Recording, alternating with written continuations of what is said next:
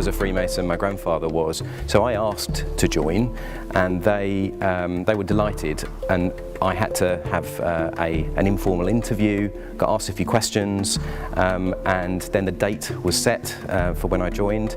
I had my joining ceremony, and then the rest is history, and that was 20 years ago now, but I still remember it like it was yesterday. My interest in Freemasonry was very much sparked at an early age. I remember seeing my father and grandfather going off to meetings and very much enjoying their Freemasonry. I became very much attracted to the history and mysticism surrounding Freemasonry. At the same time, I was very much heavily involved with scouting before going to university, and Freemasonry for me very much followed on from that. So I joined Masonry for a few reasons. The main one being to extend my circle of friends. Secondly, because I was had an inquisitive mind, I wanted to know a bit more about the history of Freemasonry. I was asked to join by a good friend of mine, my next door neighbour, and at the time he asked me to put a letter into the lodge that I was interested in joining, and what I could offer the lodge as a man, and the things that I could to bring. So once that was approved, that letter, I went in for a short interview, met some of the guys, and I was happily approved, which is great.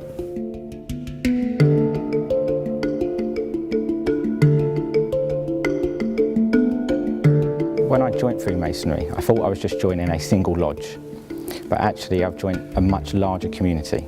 I've made very good lifelong friends from a number of different lodges. We now have a young Masons club called the Essex Cornerstone Club, which provides an opportunity for like-minded individuals to come together and take part in social and charitable activities throughout the year. So in Freemasonry we sometimes have to stand up and do some talking, and the good thing about that is that I can take that back to my work environment as a transferable skill. So being able to have that confidence and stand up and talk to people almost with authority gives me a good standing at work. First of all, it's enabled me to meet people from various backgrounds that I don't think I would have had the opportunity of meeting before. I travel for work quite a lot, so whether that's local or international, I've got a great connection across the world. I think secondly, it's given me great life skills. In our lodge meetings, we stand up and we present and we talk, and that's great. And we do the same at work, so it gives me confidence at work. And then I think the other thing is coming to our meetings is a good space away from the busyness of life and work in general.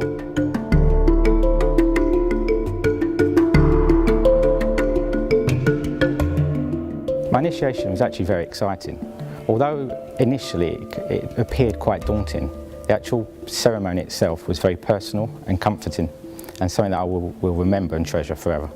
I was in a room with lots of people that I knew, lots of people that I didn't know. It was a warm, friendly environment. It was a fantastic story, it really was, which continues throughout your Masonic journey. And then after the meeting, we had a lovely meal and a few drinks, and I think that's what it's all about. My initiation ceremony is quite special, and it's special to every Freemason that joins. What I was blown away by was the amount of work that went in for that ceremony by lots of people that I'd never met before, and people that came up to you afterwards. You almost feel like a superstar afterwards, because everyone is there for you and for your initiation, and you'll automatically have these great friends around you, and friends for life.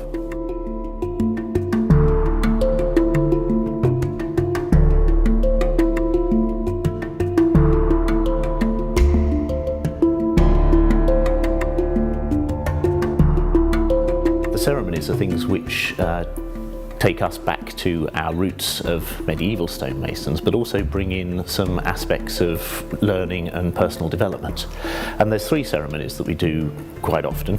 The first is the ceremony of initiation. That brings a candidate into Freemasonry, and it really allows that candidate to reflect on who they are, on the fact that when everybody comes into this world, they come in as equals, and that as life progresses, sometimes people do better than other people. And it teaches us that we need to be mindful of that and see what we can personally do to help out those people who are less well off than us.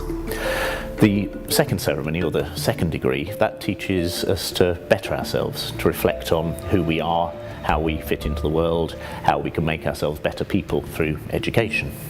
And then the final ceremony, the third degree, that teaches us that perhaps we only have so long on this world, that we're all mortal, and that we really need to make the most of our time here.